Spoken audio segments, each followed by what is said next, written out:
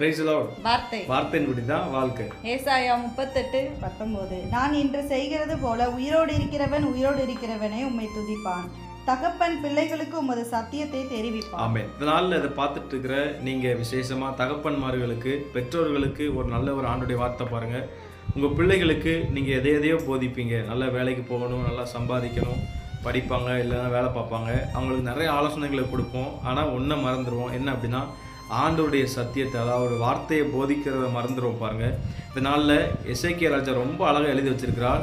தகப்பன் பிள்ளைகளுக்கு சத்தியத்தை போதிப்பான்னு சொல்லி. இந்த சத்தியம் உண்மையாகவே நம்முடைய பிள்ளைகளுடைய எதிர்காலத்துக்கு நல்ல ஒரு உபயோகம், ஒரு பிரயோஜனமான சத்தியமாக இருக்கும் பாருங்கள். யோசுவா 4ஆம் அதிகாரத்தில் யோர்தானை கடந்து ஆண்டவர் ஜனங்களை நடத்தி கொண்டு போகிறார். அப்போ கற்களை ஊன்றாங்க.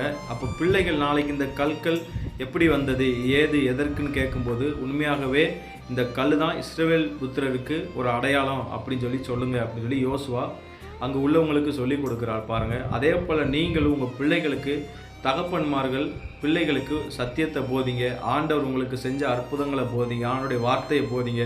எதிர்காலத்தில் அதுதான் உங்கள் பிள்ளைகளுக்கு ஆசீர்வாதங்களை கொண்டு வரும், உயர்வை கொண்டு வரும், மேன்மையை கொண்டு வரும். Amen. God bless you. Amen.